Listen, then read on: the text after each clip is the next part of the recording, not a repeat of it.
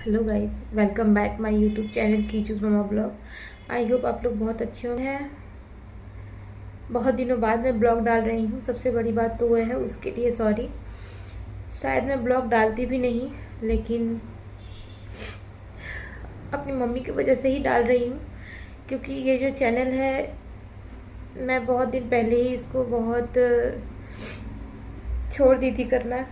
शायद होली के टाइम से ही छोड़ी हूँ। होली का ब्लॉग मैंने शूट किया था, एक एक दो शॉर्ट्स डाली होंगी और ब्लॉग डालने वाली थी। उस टाइम भी बहुत बड़ा दुर्घटना हो गया हमारे साथ। उस दुर्घटना में तो हमने अपनी मम्मी को खो दिया। मम्मी नहीं रही गाइज। टाइम ही आप लोगों के संग शेयर करती, लेकिन वो सिचुएशन नहीं था कुछ शेयर करने के लिए, क्योंकि कंडीशन ही वैसा सही नहीं था कि मैं कुछ आप लोगों के संग शेयर कर सकती थी। मैं तो यही थी। 31 मार्च का दिन था, होली के 4 दिन बाद। मेरी मम्मी पूजा करते वक्त दीपक से, मतलब दिए से जल गई थी। पीछे साड़ी के आंचल में लग गया था और पीछे से वो बहुत ज़्यादा ही जल चुकी थी। 40% के करीब में वो जल चुकी थी, क्योंकि जब मैं देखी तो मुझे ही बहुत भयावह लग रहा था। सामने कुछ नहीं हुआ था, ये लेफ्ट हैंड बहुत ज़्यादा ही जल गया था उनका पूरा। और लेफ्ट हैंड मतलब ख़त्म के जैसे था, और पीछे से पूरा ही जला हुआ था, पैर वैर सभी। 12 दिन वो हॉस्पिटल में रही और उसके बाद उनका डेथ हो गया। जलने की वजह से उनका डेथ तो नहीं हुआ था, वो रिकवर कर जाती उनसे, लेकिन जले हुए पेशेंट को एसी रूम में रखा जाता है। और मेरी मम्मी को निमोनिया हो गया था। उनको ठंडा से प्रॉब्लम था, अस्थमा की पेशेंट थी, निमोनिया हो गया था। और पता नहीं अब भगवान की क्या इच्छा थी, तो उनका लंग्स फेल हो गया और किडनी भी फेल हो गया।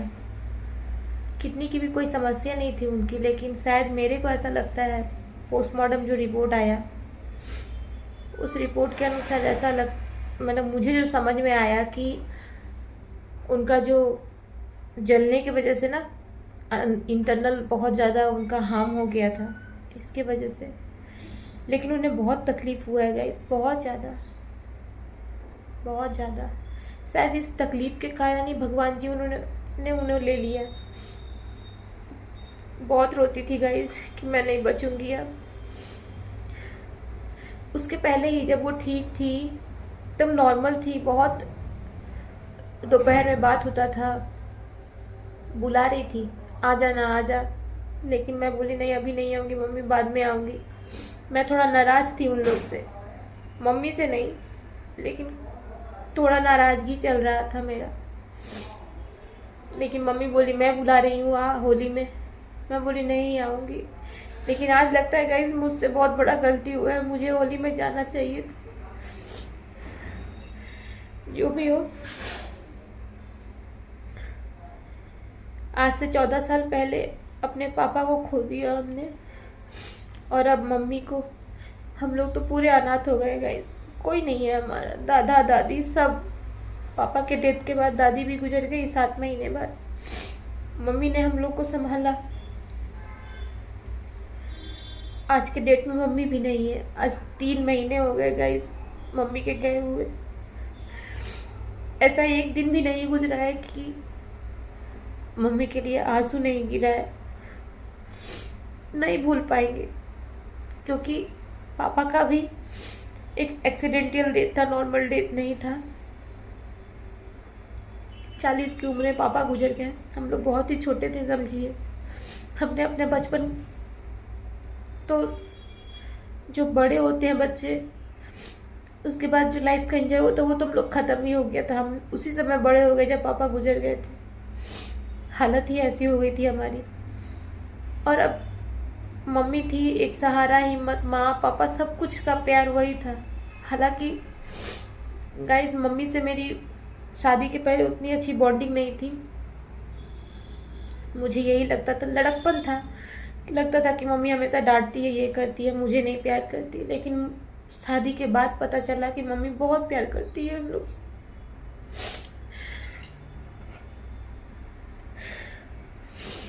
और मम्मी के संग ऐसा होगा ये नहीं पता था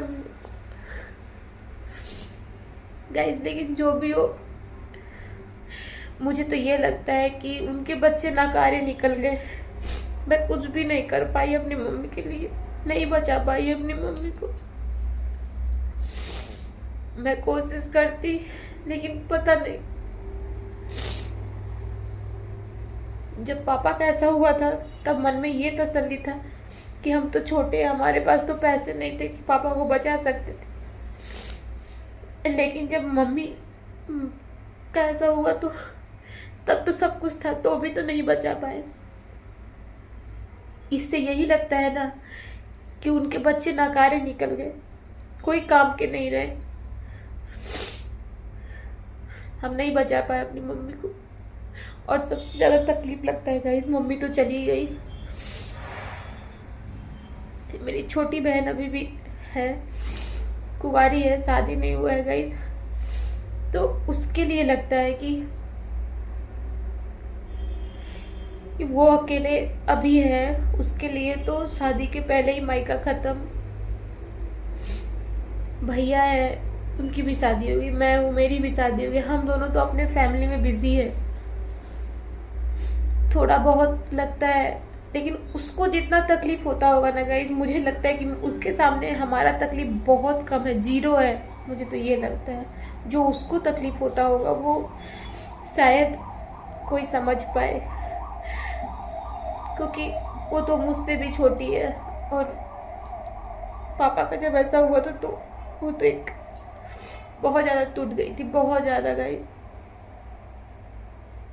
और अभी मम्मी का ये सब हुआ है।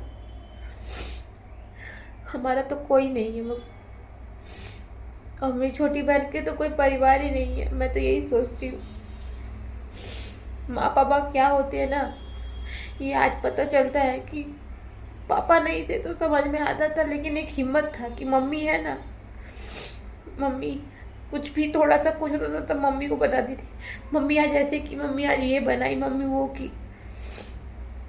मैं तो फ़ोन नहीं करती थी गाइस, मेरा आदत है कि मैं किसी को फ़ोन नहीं करती हूँ। मम्मी ज़रूर फ़ोन करती थी दोपहर में, तुझे अभी भी टाइम नहीं मिला फ़ोन करने के लिए। कीचू को बहुत प्यार करती थी, क्योंकि मेरी प्रेगनेंसी के टाइम में भी वो यहाँ पहले ही आई थी। कीचू को सबसे पहले होने के बाद उन्होंने ही गोद में लिया। तब मैं ये सब बातें ना नहीं भूल पाती हूँ। मैं सोचती हूँ, कोशिश करती हूँ कि नहीं, मैं ज़्यादा ये सब सोचूंगी मैं बीमार हो जाऊँगी। बीमार तो हुई मैं बहुत उस टाइम से ही, लेकिन मैं नहीं भूल पाती हूँ गाइस। बहुत कोशिश कर ली लेकिन नहीं भूल पाती हूँ। पता नहीं कब कैसे क्या होगा, मुझे नहीं पता। लेकिन अब प्रार्थना करती हूँ कि अब कुछ ऐसा बुरा ना हो, क्योंकि हमारे संग बहुत बुरा हो गया है। एक इंसान होता है ना, एक उम्र और एक नॉर्मल डेथ से गुजरता है ना, तो मन में थोड़ा तसल्ली होता है। और एक उम्र से पहले एक्सीडेंटल डेथ होता है तो बहुत तकलीफ होता है। वो चीज़ ना, ये जो दिमाग है ना, ये समझने को तैयार नहीं होता ऐसा हो कैसे गया।